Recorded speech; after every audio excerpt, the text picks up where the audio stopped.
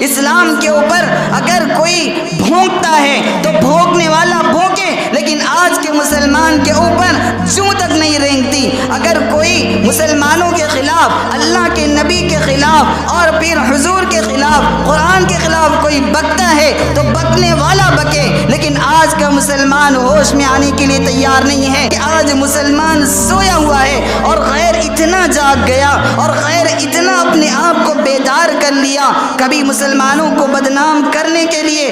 دا Kashmiri file film نکال کر کے انہیں بات بتائی گئی، غیروں کے پنڈتوں کے اوپر ظلم کیا گیا۔ حال کے اندر پھر ایک اور فلم ریلیز کی گئی، کیرلا اسٹوری کے نام سے بتایا گیا مسلمان غیروں کی عورتوں کو زبردستی ظلم کر کے انہیں دین کے اوپر لا کر کے زبردستی ایمان قبول کروا کر ان کو دہشت گردی کے اوپر ابھارا جا رہا ہے، انہیں ان کے دلوں کے اندر ملک دشمنی پیدا کی جا رہی ہے، ان کے دلوں کے اندر جہاد کا جذبہ پیدا کیا جا رہا ہے، انہیں جہاد کے لیے تیار کیا جا رہا ہے، جبکہ حقیقت تو یہ ہے کہ اللہ کا قرآن کہتا ہے لا اکراہ فی الدین، ہمارا دین ایسا ہے کہ اس میں کوئی جبر نہیں، دین میں لانے کے لیے کوئی زبر اکراہ نہیں ہے، دین کی زبردستی اسلام کبھی دین کو قبول نہیں کرواتا۔ لیکن آج حال دیکھیں، ہر کوئی مسلمان کو بدنام کرنے پہ تلا ہوا ہے اور مسلمان ہوش میں آنے کے لیے تیار نہیں ہے۔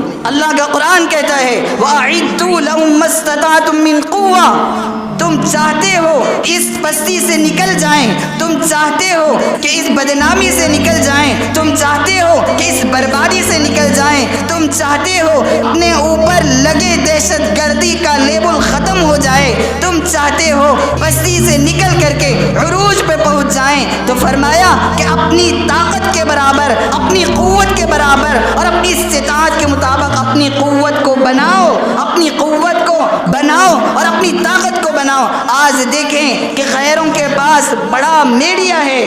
پورا کا پورا میڈیا سسٹم غیروں کے پاس ہے، آج مسلمانوں کے پاس کوئی ایسا بڑا پلیٹ فارم نہیں ہے کہ جس کی وجہ سے مسلمان اپنی بات کو پوری دنیا کے سامنے پیش کر سکے۔ اگر صرف دعاؤں سے سب کچھ ہو جاتا، اگر صرف سجدوں سے سب کچھ ہو جاتا، اگر صرف نمازوں سے سب کچھ ہو جاتا، اگر تسبیحات سے سب کچھ ہو جاتا، اگر وظائف سے سب کچھ ہو جاتا، تو اللہ کے نبی کو اور صحابہ کرام کو بدر کے میدان میں نکلنے کی ضرورت کیا تھی؟ پھر 14 صحابہ کی قربانی دینے کی ضرورت کیا تھی؟ اگر صرف دعاؤں سے سب کچھ ہو جاتا تو اللہ کے نبی کو اور صحابہ کرام کو احد کے میدان میں نکلنے کی ضرورت کیا تھی؟ 70 صحابہ کو اپنی جان کا نذرانہ اور اپنی جان کی قربانی پیش کرنے کی ضرورت کیا تھی؟ اگر صرف دعاؤں سے اور وظائف سے سب کچھ ہو جاتا تو اللہ کے نبی کو اپنے دندان مبارک، اپنے دانت مبارک کو شہید کروانے کی ضرورت کیا تھی؟ اگر سب کچھ وظائف سے ہو جاتا اپنے آپ کو زخمی کرنے کی ضرورت کیا تھی؟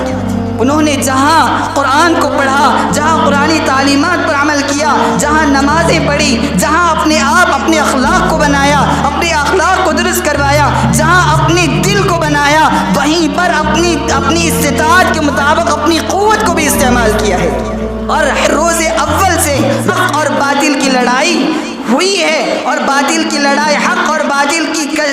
باطل کی جنگ ہوتی آئی ہے، لیکن انت میں، آخر میں کامیابی اللہ نے مسلمانوں ہی کو دی ہے۔ لیکن ایسے نام کے مسلمانوں کو کامیابی نہیں مل سکتی جو صرف نام کا مسلمان ہو اور کام اس کے غیروں کے ہو، نام اس کا عبداللہ ہو، نام اس کا عبد الرحمن ہو، نام اس کا مسلمانوں والا ہو، محمد ہو، لیکن کام وہ غیروں کے طریقے پہ کر رہا ہو۔ ایسے لوگوں کے ساتھ اللہ کی مدد و نصرت نہیں ہو سکتی، نہ کبھی تھی نہ کبھی ہوگی۔ اس لیے میرے بھائیوں، ایک تو ہمیں اپنے آپ کو کامل مومن بنانے کی ضرورت ہے، دوسرا اپنی استطاعت کے مطابق اپنی قوت کو بنانے کی ضرورت ہے، اور تیسرا یہ ہے مسلمانوں کے اندر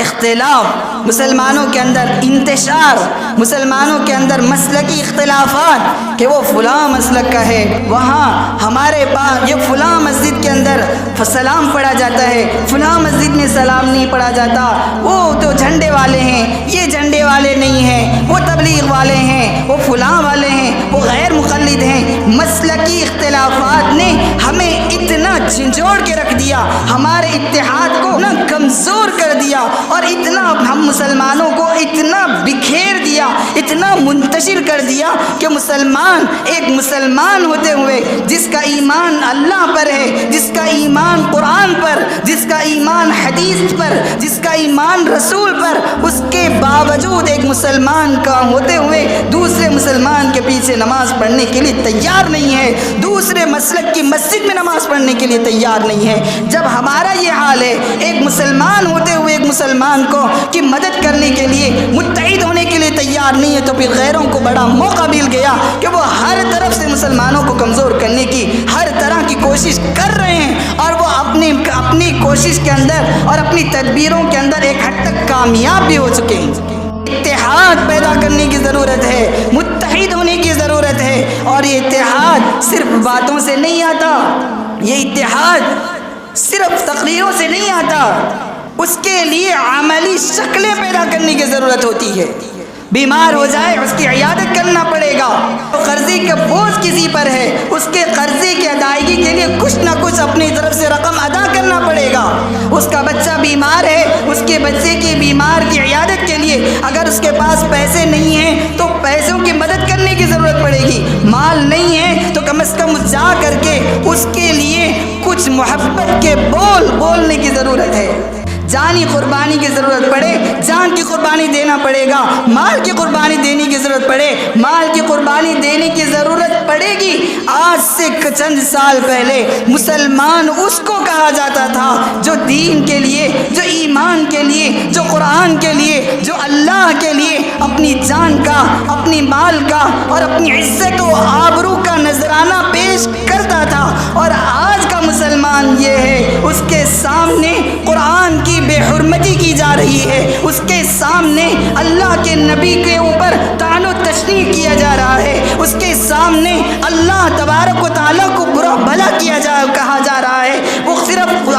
اپنی ویڈیو میں دیکھتا ہے, اپنی ویڈیو کے اندر نظارہ تو کرتا ہے, صرف افسوس کر کے پھر آگے بڑھا دیتا ہے, شیئر کر دیتا ہے. کیا یہی کر لینا اگر کافی ہوتا, یہی کر لینا کافی ہوتا تو کیا ضرورت تھی صحابہ کرام کو اپنی جان کا نذرانہ پیش کر کے اسلام کو بچانے کی. اللہ تبارک و تعالیٰ قرآن میں فرماتے ہیں وَمَا أَصَابَكُم مِّن مُّصِيبَةٍ فَبِمَا كَسَبَتْ أَيْدِيكُمْ وَيَعْفُو عَن كَثِيرٍ. فرمایا کہ اے میرے بندو, اے میرے بندیوں, جو بھی مصیبت تمہیں آتی ہے, جو بھی پریشانی تم پر آتی ہے, جس طرح کے بھی تمہیں حالات کا سامنا کرنا پڑتا ہے, فرمایا ما اصابکم من مصیبت فبما کسبت ایدیکم. یہ مت سمجھو کہ یہاں پارٹی کی طرف سے آ رہی ہے, یہ مت سمجھو کہ فلاں کی وجہ سے آ رہی ہے, اسرائیل کی وجہ سے آ رہی ہے, فلاں اسلام اور مسلمان دشمن کی طرف سے آ رہی ہے, فلاں کی طرف سے آ رہی ہے. فرمایا کہ نہیں, ما اصابکم من مصیبت فبما کسبت, یہ تمہارے اپنے اعمال, تمہارے اپنے کرتوت کا نتیجہ ہے. جب تم اپنے اعمال کو درست کرو گے, جب تم اپنے کردار کو درست کرو گے, جب تم اپنے اخلاق کو درست کرو گے, جب تم اپنے آپ کے اندر, اپنے حالات کے اندر تبدیلی پیدا کرو گے, تو فرمایا وَأَنْتُمُ الْأَعْلَوْنَ إِن كُنتُم مُؤْمِنِينَ, تم ہی غالب رہو گے اگر تم پکے مومن ہو گے. لیکن کوئی اس بات کی طرف توجہ دینا نہیں چاہتا, صرف واویلا مچائے گا, صرف شور مچائے گا, صرف کہے گا کہ مسلمانوں کے حالات بڑے خراب ہیں, لیکن اپنے آپ کو بدلنے کی کتنی کوشش کر رہے ہیں. کوئی اس بات کی طرف توجہ دینے کی ضرورت ہی نہیں سمجھتا. اپنے کاروبار کرنے والا کاروبار کے لیے نکل جاتا ہے, آفس کو جانے والا آفس کے لیے نکل جاتا ہے, اپنی بیوی, اپنے بچوں اور اپنی زندگی کی تو فکر ہے, لیکن قرآن کو بچانے کی فکر نہیں ہے, اسلام کو بچانے کی فکر نہیں ہے, اس کو اہمیت نہیں دیتا.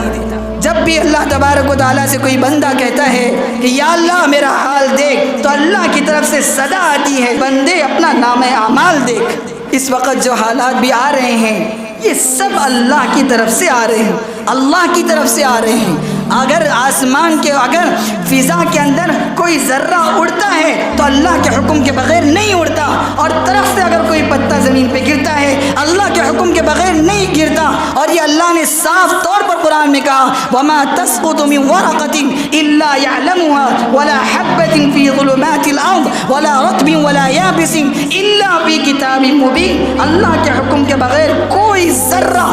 ذرہ حرکت نہیں کر سکتا۔ یہ جو حالات دنیا کے اندر پیش آ رہے ہیں کہ اللہ کے حکم کے بغیر پیش آ سکتے ہیں؟ نہیں پیش آ سکتے، لیکن اس کے لیے ہمیں چاہیے کہ حالات کے رخ کو اگر موڑنا ہے، ہمیں دیکھنا ہے مسلمانوں کی کامیابی کو، تو سب سے پہلے اپنے اندر تبدیلی لانے کی ضرورت ہے، اپنی زندگی کو قرآن اور سنت کے مطابق ڈھالنے کی ضرورت ہے، اور اپنے آپ کو بدلنے کی ضرورت ہے۔